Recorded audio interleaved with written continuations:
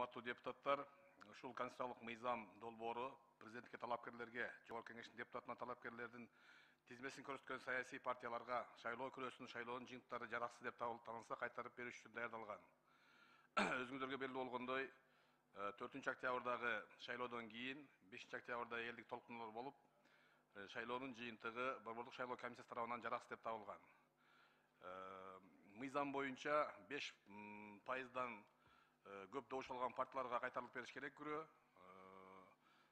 Эми конституциялык мыйзамда эгерде Борбордук шайлоо комиссиясы шайлоонун жараксыз деп тапканда эмне болот деген норма жоктугуна байланыштуу ушул мыйзам киргизилип атат. Мен сунуш кылам, депутаттар колдоп берип койсоңуздар. Суроолор бар болсо бериңиздер. Сөз Нышанов Сайдулла Канболотовичте, андан кийин Бекешев Дастан Далабаевичте. Рахмат, Айда Камчебековна. Улукбек Зулпукарович, бүгүн кирип калган, сиздин маселеңиз бүгүн кирген үчүн мен окуп жакшы неме болбой калдым, даяр болуп. Айтып койсоңуз, сиз кайсы мезгилде кайтарып берип керек деп атасыз? Канчасын? Эгерде шайлоо жараксыз деп табылса, шайлоого катышкан бардык партияларга күрөө толугу менен кайтарылып бериш керек. Бардыгынын суммасынбы, эгер шайлоо жыйынтыгы жараксыз деп табылганда? Мен оюмча бул туура эмес болуп калат го. Мен оюмча баарын бербеш керек. Себеби мамлекетке чыгым болуп атат да. Мамлекетке чыгым болсо, алга ошол партиялар күнөөлүү болсо, бул башка маселе. Катышкан партиялар. Ошол катышкан партиялардын күнөөсүнөн жаңжал чыгып жокко чыкты. Анда аны сотко берген эч ким жок, партияларды жаңжал чыкты, ушулар жооп берсин деп. Бул өзү Борбордук шайлоо комиссиясы өзүнүн жыйынында кабыл ала турган маселе болчу. Алар ушу мыйзам керек дегендигинен мыйзам иштелип чыкты. Кандайдыр бир сумманы кармап калып, же болсо башка деген норма мен ойлойм бул туура эмес. Азыр биринчи окууда бул концепциясын карап атабыз. Суроолоруңуздар болсо экинчи окууга сунушту бериңиздер. Эгерде бул мыйзам кабыл алып кол койгучу бир ай өтүп кетет да, туурабы? Ооба. Ал өтүп кеткен ушу шайлоого тиешеси жок болуп калат да. Бул маселени биз экинчи окууга атайын сунуш даярдалган. Биринчи окууда концепцияны гана колдоп бериңиздер. Мен суранам, калган маселени экинчи окууда карайбыз. Жок, мыйзам обратной силы уже не имеет. Белгиленген учурларда обратной силы имеет деген да норма бар. Ошондой кылып жазып киргизип, азыркыларын кайтарайын деп атасызбы? Ооба.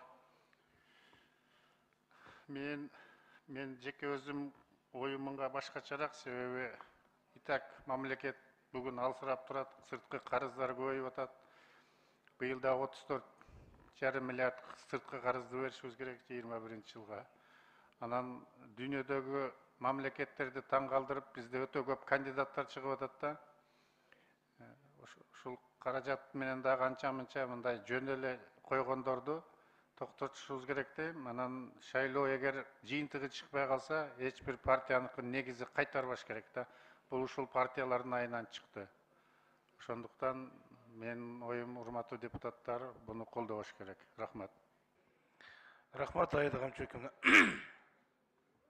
ЦИК. Бош шайком сизге суроо.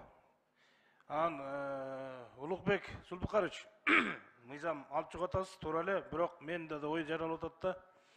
Эмне үчүн коллегам айткандай, күнөө кылган, подкуп кылган, ошолордун айынан, ошол күнөөлүү болгон партиялардын айынан баягы шайлоо таанылбай атат да. Эгерде баягы күнөөсү жок, таза иштеген, таза утуп келген партиялар, алар эмнеге, например, алар менен тең эле кайрылыш керек. Жанакы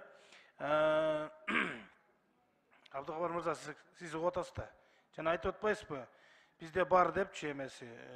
Если күнөөсү тастыкталган партиялар, алар кайтыша албайт деген неме бар депчи, туурабы? Экинчи кайта шайлоого бара албайт деген. Сиздерде бар да ал. Бизде эмес, бул конституциялык мыйзамда. Конституциялык мыйзамда бар, туурабы? Менин оюмда концепциясын кабыл ала берсек болот. Экинчи окууга Улукбек мырза мындай кылсак кандай болот? Күнөөлүү деп табылган партиялар, күнөөлүү подкуп кылган жанакындай нарушение кылган партиялардыкы берилбесе, и конституционный мыйзам боюнча дагы бара албаса да, ошолор күнөөлүү да. А күнөөсүз деп табылган мындай ак иштеген, таза иштеген партиялардыкы берилсе деп кирисек кандай болот, Улукбек мырза?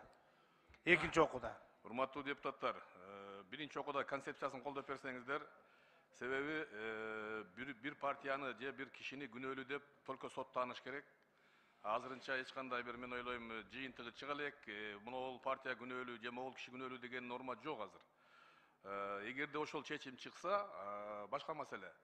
Экинчи окууга сунушуңуздарды даярдап бериңиздер, биринчи окууда концепциясын колдоп берсеңиздер. Ушундай чечим чыккан маалда күрөөнү кайтарып берүү боюнча норманы киргизип койсок, экинчи окууга сунушту бериңиздер, талкуулайлы бардыгыбыз. Жок, Улукбек Зулпукарович, ушундай сунуш кирсе, сиз макулсузбу? Оюңуз, эми ойду түшүнүп атасыз да. Мен эгерде соттун чечими болгон болсо, Тастыкталган болсо, күнөөлүү деп.